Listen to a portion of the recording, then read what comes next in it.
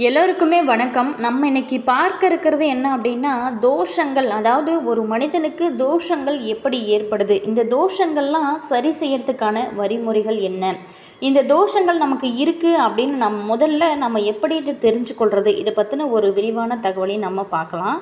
ஒரு கட்டத்துக்கு மேலே நம்மளால் போராடவே முடியாத ஒரு இக்கட்டான ஒரு நிலை வரும் இல்லையா, அப்போது தான் நம்ம பரிகாரம் இருக்கிறத பற்றி நம்ம நினச்சி பார்ப்போம். கிரக அமைப்புகள் எந்த இடங்களில் அமர்ந்து இருக்குது அதை பொறுத்து தான் தோஷம் இருக்கா அல்லது இல்லையா அப்படிங்கிறது ஜோதிடர்கள் பார்த்திங்களா கணிப்பாங்க. நீங்களும் சரி நானும் சரி சந்தோஷமாக இருக்க முடியல அப்படின்னா ஏதாவது ஒரு தோஷம் இருக்குது அப்படின்னு அர்த்தம். ஸோ தோஷங்கள் இருந்தால் வாழ்க்கையில் நிச்சயமாக நம்ம நிம்மதியாக இருக்கவே முடியாது. ஸோ அப்படிப்பட்ட சூழலில் ஒவ்வொருவருக்குமே ஒரு மாதிரி தோஷம் இருக்கும். அதற்கு பல காரணங்களுமே சொல்லுவாங்க. முந்தைய பிறவிகளில் செய்த பாவங்களுக்கு பார்த்திங்களா தோஷம் ஏற்பட்டு அது தற்போதைய வாழ்க்கையில் பல கஷ்டத்தைங்களையும் கொடுப்பதாக பொதுவாக சொல்லப்படுறோம். ஸோ ஒருவரோட வாழ்க்கை நடைமுறைகளை வைத்தே அவருக்கு எந்த மாதிரியான தோஷம் ஏற்பட்டு இருக்கும் அப்படிங்கிறத மூதாதையர்கள், அதாவது நம்மளுடைய முன்னோர்கள் மிக எளிதாக கண்டுபிடிச்சு சொல்லிவிடுவதை நம்ம வழக்கத்தில் பார்த்துருப்போம். அது மட்டும் இல்லாமல் அந்த தோஷத்திற்குரிய பரிகாரத்தையுமே சொல்லப்பட்டிருக்காங்க. பெரும்பாலும் வாழ்க்கையில் கஷ்டம் வந்துச்சு அப்படின்னா அது நம்மளோட தலைவிதி அப்படி தான் பல பேருமே கடந்து விடுறோம். அந்த கஷ்டத்தை தீர்க்க எவ்வளவு தான் போராடுவாங்க. ஒரு கட்டத்துக்கு மேலே போராடவே முடியாத ஒரு நிலை வரும். அப்போது தான் பரிகாரத்தை பற்றி நம்ம நினச்சி பார்ப்போம். அதற்கு பதில் என்ன அப்படின்னா, கஷ்டம் உருவாகிறது அப்படின்னா உடனே அதற்கு பரிகாரம் தேடிவிட்டால் அந்த கஷ்டம் உடைந்தெறிந்து விட்டு நிம்மதியாக நம்மளால் வாழ முடியும். அதே மாதிரி சுருக்கமாக சொன்னோம் அப்படின்னா, தோஷங்களை விரட்டக்கூடிய சூட்சமட்டம் மட்டும் கற்றுக்கொண்டு தெரிஞ்சு கொண்டால் போதும். அதை சரி செஞ்சாலே நம்மளுடைய கர்ம வினைகள், தீராத பிரச்சனைகள், அதே மாதிரி திருமணம், குழந்தை பாக்கியம், கல்வி, தொழில், பதவி உயர்வு, நிம்மதி, குடும்ப வாழ்க்கை, வெளிநாட்டு பயணம் அப்படின்னு எதை எடுத்தாலும் அது தொடர்பான தோஷங்களை ஜாதகத்தை வைத்து கண்டுபிடித்து விட முடியும். ஸோ அது மட்டும் இல்லாமல் அந்த தோஷத்திற்கு ஏற்ப பரிகாரங்களையும் நம்ம தெரிந்து கொள்ள முடியும். அதை மட்டும் செஞ்சாலே போதும். எப்படியேப்பட்ட தோஷமாக இருந்தாலுமே அது எல்லாமே தீர்ந்துவிடும். ஸோ உங்களுடைய வாழ்க்கையில் நீங்கள் சந்திக்கக்கூடிய பிரச்சனைகள் என்ன, உங்களுக்கு என்ன தோஷங்கள்லாம் இருக்குது அப்படிங்கிறத மறக்காமல் கமெண்ட்ஸில் சொல்லுங்கள். அதே மாதிரி இந்த தோஷங்கள் எப்படிப்பட்ட ஒரு மாற்றத்தை ஏற்படுத்தும் அப்படிங்கிறதையும் நம்ம விரிவாக பார்க்கலாம். வீடியோ பார்த்திங்களா உங்களுக்கு ரொம்பவே யூஸ்ஃபுல்லாக இருக்கும். கடைசி வரைக்குமே ஸ்கிப் பண்ணாமல் முழுமையாக பாருங்கள். வீடியோ பிடிச்சிருந்தால் மறக்காமல் லைக் பண்ணுங்கள். இது போன்ற பல சுவாரஸ்யமான தகவலை நீங்கள் தெரிஞ்சுக்கணும் அப்படின்னாலும் மறக்காமல் இனியவள் உற்சாகம் சேனலை சப்ஸ்கிரைப் பண்ணிட்டு கூடவே பாருங்கள் பெல் பட்டன் இருக்குது, அதையும் ப்ரெஸ் பண்ணிட்டு வாங்க வீடியோக்குள்ளே போகலாம். ரொம்பவே சுவாரஸ்யமான, பலரும் அறியாத பல சுவாரஸ்யமான தகவலை நம்ம பார்க்க போகிறோம். ஜாதகத்தில் தோஷங்கள் அப்படிங்கிறது ஒருவர் முற்பிறவியில் செய்த பாவங்கள், அதாவது கர்ம வினை அல்லது இந்த பிறவியில் செய்யக்கூடிய தவறுகளால் கிரகங்களோட நிலைகளில் ஏற்படக்கூடிய எதிர்மறையான பாதிப்புகள் தான். இது என்ன செய்யும் அப்படின்னா, அது திருமணம், தொழில், உடல் நலம், வம்ச விருத்தி போன்றவற்றில் தடைகளை ஏற்படுத்தும். தோஷங்கள் ஏற்படக்கூடிய காரணங்கள், அதை சரி செய்யக்கூடிய எளிமையான பரிகாரங்களை பற்றி நம்ம விரிவாக பார்க்கலாம். முக்கியமான தோஷங்கள் அப்படின்னு பித்ரு தோஷம் தாங்க. முன்னோர் வழிபாடு செய்யாமல் இருக்கிறது, பெற்றோரை கவனிக்காமல் இருக்கிறது, தர்ப்பணம் தராமல் இருக்கிறது, முற்பிறவி பாவங்களால் ஏற்படுது. ஸோ இதனால் திருமணம் தாமதமாகவும், விவாகரத்து, குடும்பத்தில் நிம்மதி இல்லாமல் இருக்கிறது, இந்த மாதிரியான சூழல்கள்லாம் இந்த பித்ரு தோஷம் இருந்துச்சு அப்படின்னா ஏற்படும். அடுத்ததாக புத்திர தோஷம் ரொம்ப முக்கியமானதுங்க. தம்பதியரோட ஜாதகத்தில் 5ஆம் இடம், அதாவது 5ஆம் இடம் பாதிப்பு, ராகு, கேது, சனி, சூரியனோட இணைஞ்சிருந்தால் புத்திர தோஷம் ஏற்படுமா. முறையாக அமாவாசை விரதம் கடைபிடிக்கலனாலும், முன்னோர்களுக்கு தர்ப்பணம் செய்யாமல் இருந்தாலும் கூட இது ஏற்படும் புத்திர தோஷம் அப்படின்னு சொல்லப்படுது. ஸோ இதை மட்டும் பின்பற்றினாலே போதும். அடுத்தது செவ்வாய் மங்கள தோஷம். அதாவது ஜாதகத்தில் செவ்வாய் 2, 4, 7, 8, 12ஆம் இடங்களில் இருந்தால் திருமணத்தடை, திருமண வாழ்க்கையில் பிரச்சனைகள் ஏற்படுமா. அடுத்ததாம் கால் சர்ப்ப தோஷம். அதாவது ராகு கேதுவோட இடையில் மற்ற கிரகங்கள் சிக்கி இருக்கும் நிலை. இது வாழ்க்கையில் திடீர்னு போராட்டங்கள், தொழிலில் இழப்புகள் இதெல்லாமே ஏற்படுத்துமா. அதே மாதிரியான 5 வகையான பரிகார தோஷங்கள்ங்க. வஞ்சித, பஞ்ச, அது மட்டும் இல்லாமல் கல்பித, வந்துலக, பர்ணகால தோஷம். அதாவது பிறருக்கு துரோகம் செஞ்சாலோ அல்லது காதலித்து ஏமாற்றினாலோ, தவறான திருமண உறவு பழிவாங்குதல் போன்றவற்றாலோ இந்த தோஷங்கள்லாம் ஏற்படுமா. ஸோ இப்படி தோஷங்கள் ஏற்படுது, ஓகே, இது எப்படியெல்லாம் சரி செய்யலாம் அப்படின்னா எளிமையான வழிபாடு பரிகாரங்கள் செய்யலாம்.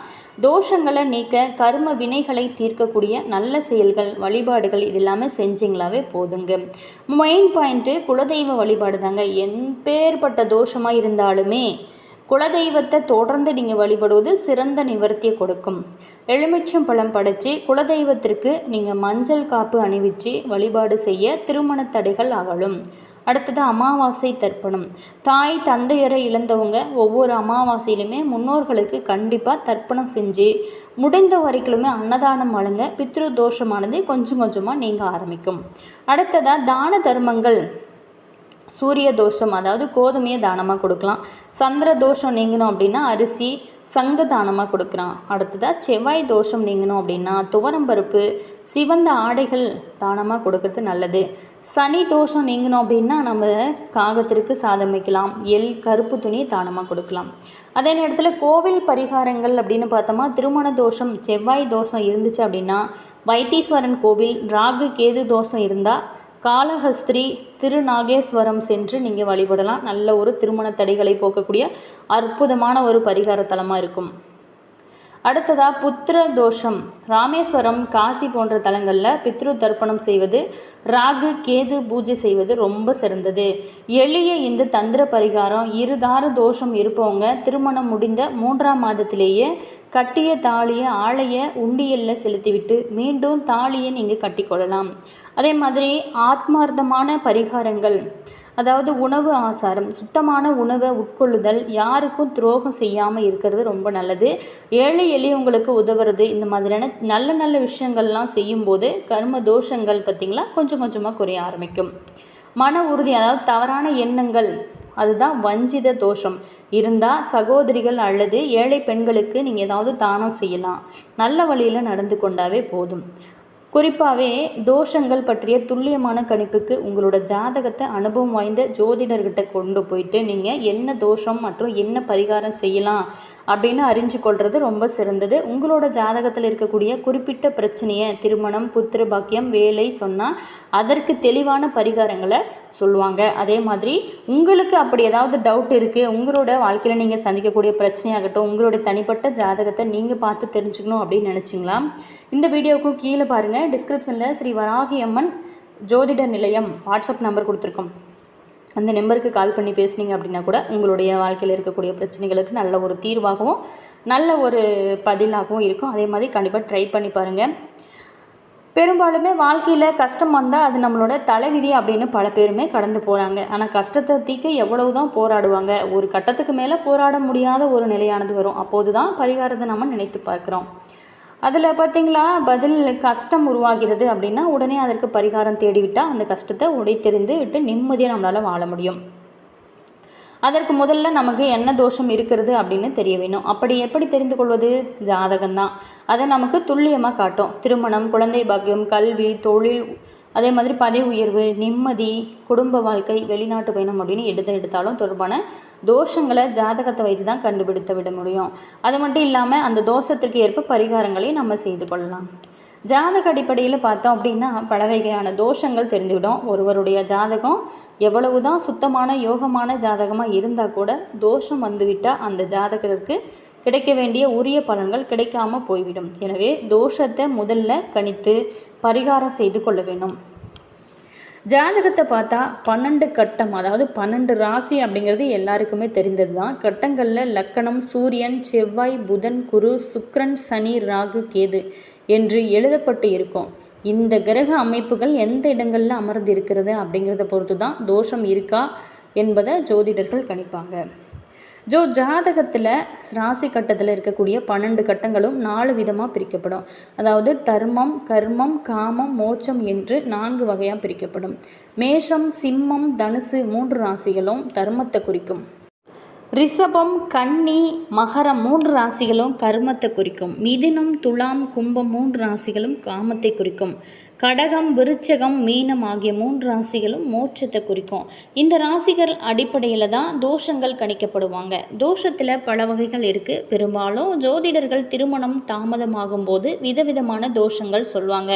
செவ்வாய் தோஷம், ராகு கேது தோஷம், மாங்கல்ய தோஷம், சூரிய தோஷம், களத்திர தோஷம், சர்ப தோஷம், கால சர்ப தோஷம் என்றெல்லாம் சொல்லுவாங்க. இந்த தோஷங்களுக்கு ஏற்ப என்ன பரிகாரம் செய்ய வேணும் அப்படின்னு சொல்லுவாங்க.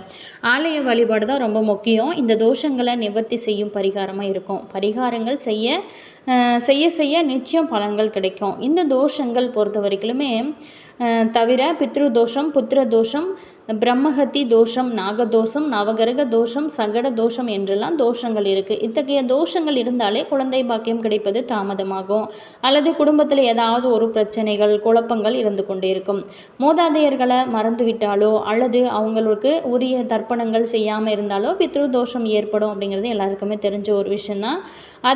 அதை பார்த்திங்களா நிவர்த்தி செய்ய உரிய பரிகாரங்கள் இருக்குது. இதே போன்றதான் மற்ற தோஷங்களோட பரிகாரங்களையும் நம்ம நிவர்த்தி செய்கிறதுக்கு நிறைய பரிகாரங்கள் இருக்குது. அதை மட்டும் செஞ்சாலே போதும். நம்மளுடைய வாழ்க்கையில் குடும்பம் நல்ல ஒரு செழித்து நல்ல முன்னேற்றம் கொடுக்கும். ஆனால் சில தோஷங்களை சிலர் வாழ்க்கையில் கேள்விப்பட்டே இருக்க மாட்டாங்க.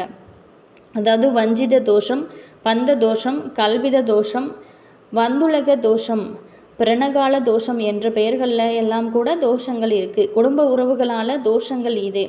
அதாவது இந்த தோஷங்களை அழித்து விரட்டவும் பரிகாரங்கள் இருக்குது. அதே போல் தான் குடும்ப தோஷம் அப்படின்னு ஒரு தோஷம் இருக்கிறது. ஒருவரோட ஜாதகத்தை பொறுத்த வரைக்குமே 2ஆம் இடம் குடும்பஸ்தானமாகும். 2ஆம் இடத்துல ராகு, 8ல் கேது இருந்தாலே மிகப்பெரிய குடும்ப தோஷம் அப்படின்னு சொல்லுவாங்க.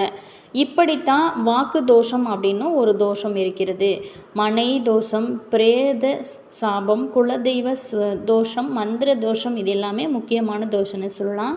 இந்த தோஷங்கள் ஏற்பட்டாலே வாழ்க்கையில் நிம்மதி அப்படிங்கிறதே இருக்காது. தினம் தினம் போராட்டமாக தான் இருக்குமா. ஒவ்வொரு வகை தோஷமும் ஒவ்வொரு வகையான துன்பத்தை ஏற்படுத்துமா. எனவே தோஷங்களை முதல்ல அறிஞ்சிட்டு அதற்கேற்று வேண்டியது அவசியம். சில தோஷங்கள் நுட்பமானவையாக இருக்கும். அதாவது கிரக அமைப்புகளோட இடங்களுக்கு ஏற்ப அந்த தோஷங்கள் வலுவாக அமைந்துவிடும். அதை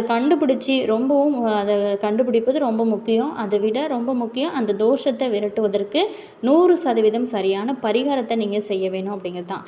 பெரும்பாலுமே பரிகாரங்களுக்கு ஆலய வழிபாடு தான் முதன்மையானதாக இருக்குது. ஆலயங்களுக்கு போயிட்டு உரிய வகையில் பரிகாரம் செஞ்சாலே, உங்களோட பிரார்த்தனை செஞ்சாலே தோஷத்தை கண்டிப்பாக விரட்ட முடியும். சில தோஷங்கள் பார்த்திங்களா, சில தோஷங்கள் ஒவ்வொரு தோஷத்திற்கும் அப்படின்னு சொல்லிட்டு ஒரு குறிப்பிட்ட ஒவ்வொரு ஆலயங்கள் இருக்குது. அது சரியாக நீங்கள் தேர்வு செஞ்சு ஆலய வழிபாடு செய்ய வேணும். அப்படி செஞ்சாலே உங்களோட தோஷத்தை மட்டும் இல்லாமல் உங்களோட குடும்பத்தில் இருக்கக்கூடிய தோஷங்களையும் நிவர்த்தி செய்து கொள்ள முடியும். அதே மாதிரி பார்த்திங்களா, வாரந்தோறுமே நீங்கள் செவ்வாய்க்கிழமையில் பார்க்க போகிறோம். பொதுவாக தோஷம் அப்படின்னு சொன்னோடே எல்லாரோட மனதிலையுமே தோன்றுவது செவ்வாய் தோஷம்தான்.